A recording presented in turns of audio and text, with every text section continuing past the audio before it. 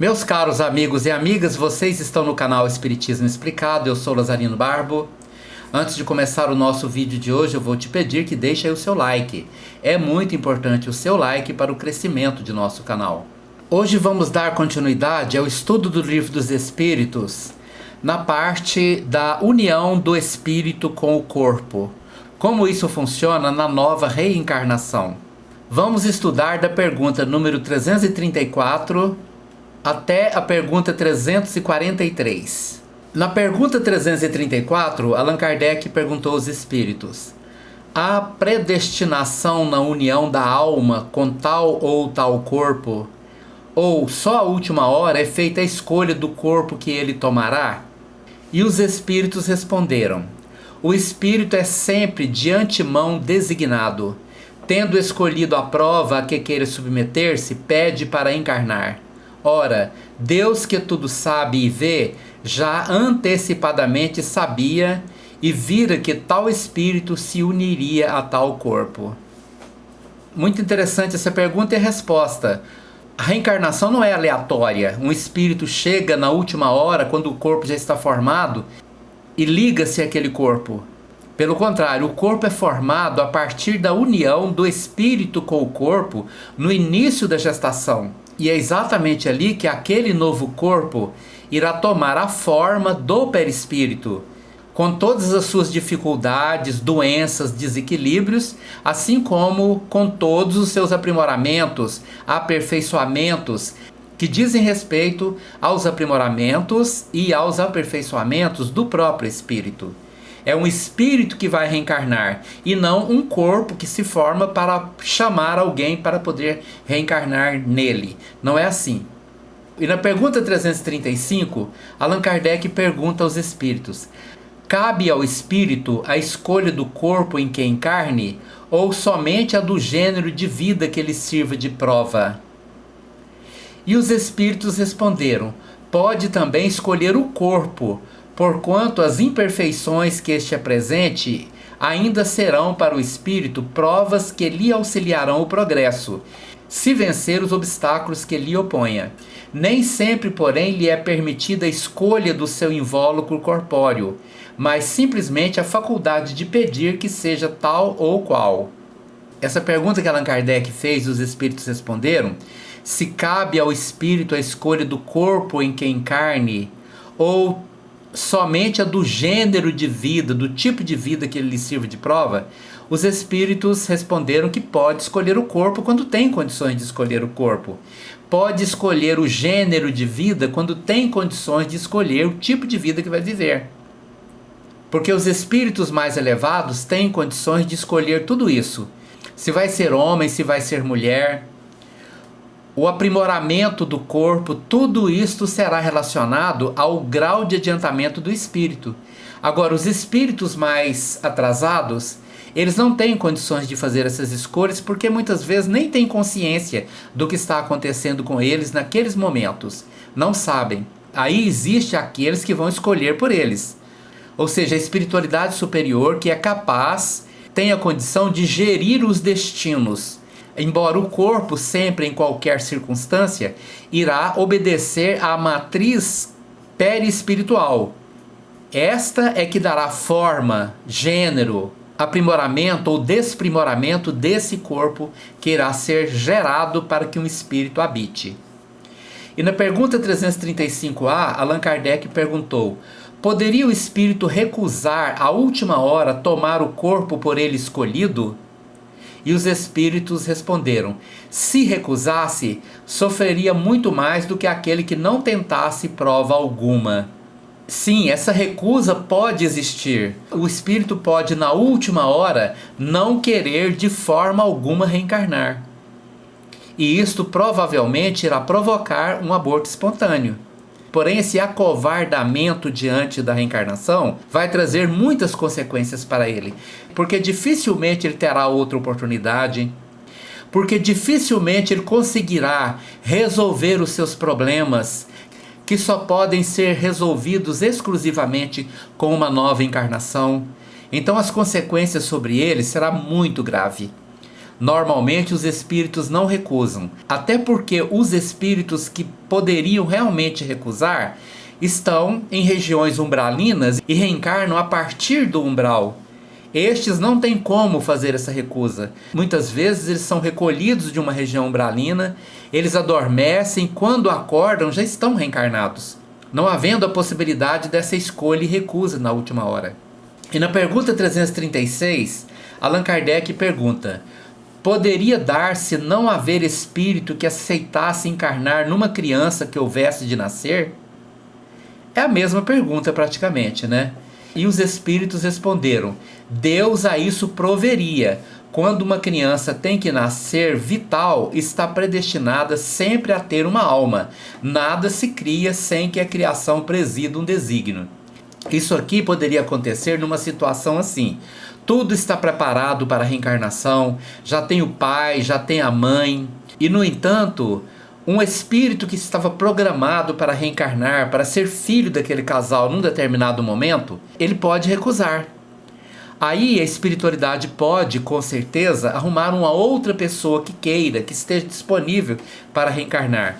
E como a necessidade da reencarnação no nosso planeta é sempre superior à oportunidade, sempre existem mais espíritos para reencarnar do que oportunidades da reencarnação, então a espiritualidade vai encaminhar uma outra pessoa para poder reencarnar.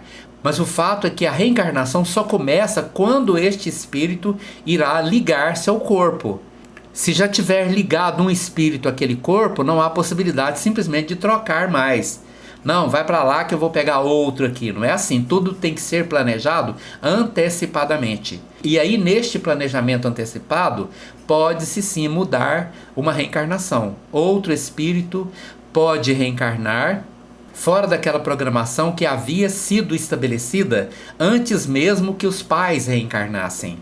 E na pergunta 337, Allan Kardec perguntou aos espíritos: pode a união do espírito a determinado corpo ser imposta por Deus?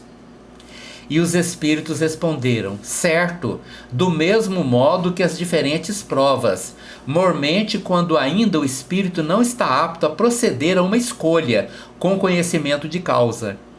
Por expiação, pode o espírito ser constrangido a se unir ao corpo de determinada criança que, pelo seu nascimento e pela posição que vem a ocupar no mundo, se lhe torne instrumento de castigo. Isso acontece demais no nosso planeta. Grande parte dos espíritos que reencarnam não tem condições ou aptidões mentais e morais para fazer escolhas. Eles vivem em regiões umbralinas, muitos deles totalmente voltados para o mal, e de lá eles são trazidos para uma reencarnação. E eles não tomam nem conhecimento de que isso está acontecendo. Quando eles despertam uma relativa consciência, já estão reencarnados, já nasceram, já está ali pelos 7 anos de idade, quando ele começa a ter noção de si mesmo, sem compreender o que aconteceu. Isso é muito comum no nosso planeta de expiações e provas.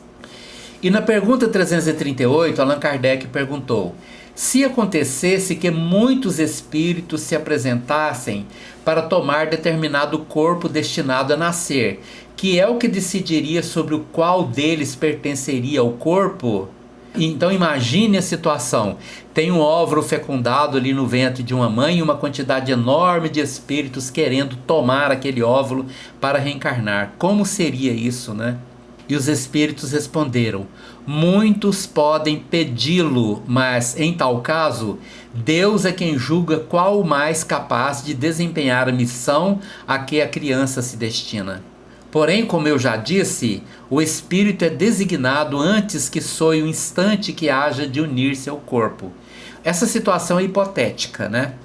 Ela é viável do ponto de vista de antes do planejamento da reencarnação, muita gente querer reencarnar através daquela mãe, através daquele pai. Porém, essa designação ela é anterior.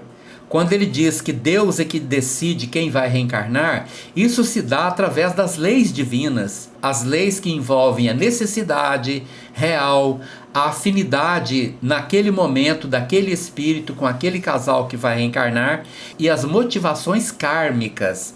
Sem isto, não há possibilidade de unir-se um espírito àquele corpo, mesmo que ele queira, mesmo que muitos queiram, não vai acontecer. Porque isto é regulado pelas leis das afinidades positivas e negativas que determinam os nossos destinos.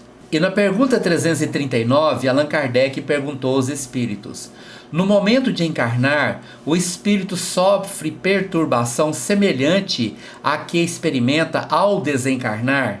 Nós sabemos que na desencarnação, os espíritos passam por um período de perturbação, onde eles ficam confusos, sem saber o que aconteceu, mas logo se recuperam completamente. Na reencarnação isso também acontece? E os espíritos responderam: muito maior e sobretudo muito mais longa. Pela morte, o espírito sai da escravidão, pelo nascimento entra nela. Interessante isso, né?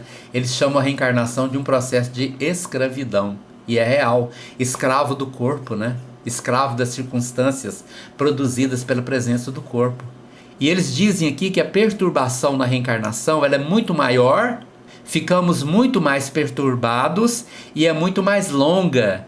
Observe você, olha para você no espelho, imagine você se tornando um feto, desenvolvendo ali dentro do ventre da mãe, tornando-se um bebê, tornando-se uma criança, e neste processo todo os espíritos perdem a consciência de si mesmos e entram no estado de profunda ligação com o corpo em desenvolvimento, e isto causa uma perturbação na consciência do espírito. Ele não sabe o que está acontecendo com ele, ele não tem uma noção exata dos caminhos que estão sendo direcionados a ele.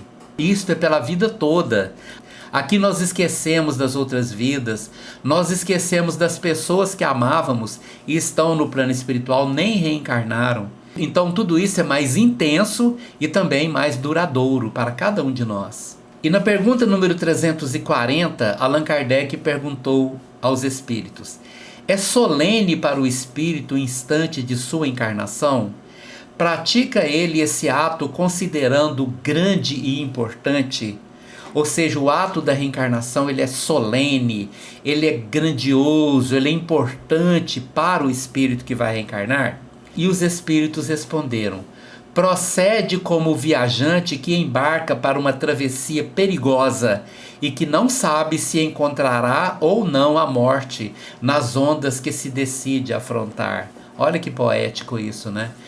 A reencarnação é você entrar num barco onde você não sabe como sairá deste barco no final da sua vida. Porque as tentações nesse mundo, as máscaras são muito grandes. Nós temos uma possibilidade muito grande de falir, de não fazer absolutamente nada que viemos para fazer. E o pior ainda, que seria fazer tudo que não viemos para fazer. Por isso muitos espíritos temem a reencarnação, porque ela é muito perigosa do ponto de vista de nosso progresso espiritual. E aqui é um comentário de Allan Kardec: o viajante que embarca sabe a que perigo se lança, mas não sabe se naufragará. O mesmo se dá com o espírito, conhece o gênero das provas a que se submete, mas não sabe se sucumbirá. Assim como para o espírito a morte do corpo é uma espécie de renascimento, a reencarnação é uma espécie de morte, ou antes de exílio, de clausura. Ele deixa o mundo dos espíritos pelo mundo corporal, como o homem deixa esse mundo por aquele. Sabe que reencarnará, como o homem sabe que morrerá. Mas como este, com relação à morte, o espírito só no instante supremo, quando chegou o momento predestinado, tem consciência de que vai reencarnar. Então, qual do homem em agonia, dele se apodera a perturbação que se prolonga até que uma nova existência se ache positivamente começada. A aproximação do momento de reencarnar sente uma espécie de agonia. Então existe uma agonia no desencarne e existe uma agonia na reencarnação. A agonia do desencarne é a de deixar o corpo. A agonia na reencarnação, muitas vezes, ela é fruto daquele temor que temos se vamos ou não ser bem-sucedidos na nossa nova encarnação. Sempre há um temor. Somente os espíritos superiores, que já venceram muitas provas, não têm esse temor. Mas a maioria de nós temos sim, muito temor. E na pergunta 341, Allan Kardec perguntou: na incerteza em que se vê quanto às eventualidades do seu triunfo nas provas que vai suportar na vida, tem o espírito uma causa de ansiedade antes da sua encarnação? Olha a pergunta, né? Na incerteza que temos quanto ao sucesso de nossa encarnação, se seremos bem-sucedidos do ponto de vista espiritual ou não, se seremos vencidos pelas máscaras deste mundo, se a tentação do ter vai nos subjugar, vai nos fazer esquecer que tudo que viemos buscar neste mundo é amor e sabedoria. Se tudo isso for esquecido, então este é o temor. Por isso é o temor, né? E isto gera uma ansiedade antes da reencarnação. E os espíritos responderam: dá uma ansiedade bem grande, pois que as provas da sua existência o retardarão ou farão avançar, conforme a suporte. Tá vendo? Ou seja, como vamos sair, nós não sabemos. Os espíritos superiores sabem, nós não. Nós podemos falir, podemos fazer tudo errado e sair desta vida, dessa encarnação, mais complicados do que entramos nela. Por isso tememos, por isso ficamos ansiosos, porque sabemos que voltar a uma nova encarnação sempre será uma grande prova ou uma grande expiação, um grande sofrimento que não temos como escapar dele, mas serão nossas escolhas que determinarão a vitória ou a derrota. Só que nós não temos certeza, na nossa condição espiritual atual, se faremos as escolhas certas ou faremos totalmente as escolhas erradas. E na pergunta 342, Allan Kardec perguntou: no momento de reencarnar, o espírito se acha acompanhado de outros espíritos, seus amigos, que vêm assistir a sua partida do mundo espiritual? Como vem recebê-lo quando para lá volta? Interessante, né? Os espíritos amigos podem nos acompanhar na encarnação ou durante a reencarnação? Assim como os nossos amigos nos esperam para nos receber quando voltamos ao plano espiritual, depois de ter vivido uma vida aqui? E os espíritos responderam: depende da esfera que pertença.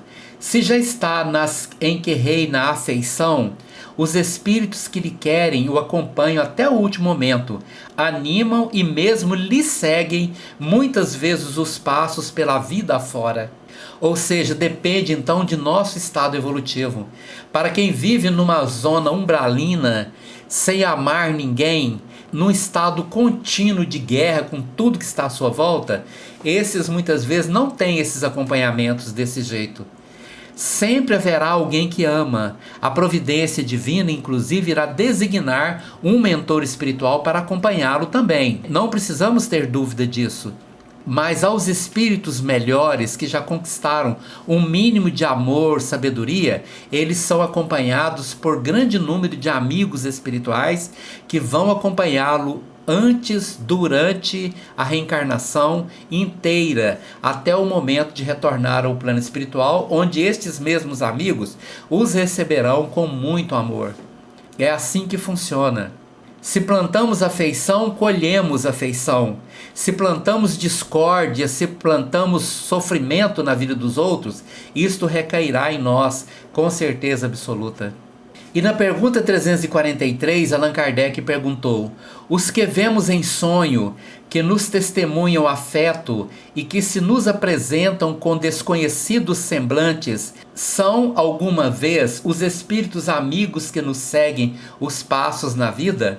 E os espíritos responderam: muito frequentemente são eles que nos vêm visitar, como ides visitar um encarcerado. Isso é muito comum, muito comum. Isso faz parte, por exemplo, das pessoas que desdobram ou daqueles que sonham, desdobramento diferente de sonho, né? Porque aquele que desdobra no plano espiritual, ele permanece consciente e ele encontra com pessoas muito queridas. Ele sabe que aquela pessoa é muito querida para ele, ele olha para aquela pessoa e ele não reconhece, porque a reencarnação faz com que ele se esqueça. E é muito comum isso também próximo ao desencarne, quando pessoas veem pessoas à volta esperando para desencarnar. Muitas dessas pessoas, eles identificam nelas amigos, pessoas queridas, mas eles não reconhecem, porque não conviveram com elas durante esta vida aqui. Reconhece quando vem o avô que ele conviveu, que ele conhece, o pai, a mãe que já desencarnou, então ele reconhece. Mas existem personalidades muito afetivas que nós olhamos e temos ali uma noção de que sabemos que aquela pessoa não é estranha, só que nós não reconhecemos. Isto é absolutamente muito comum. Então, meus prezados irmãos e irmãs, este foi o nosso estudo de hoje. Se você gostou, deixa aí o seu like. Muito obrigado pela sua presença. Muitíssimo obrigado por você estar aqui conosco. E até o próximo vídeo.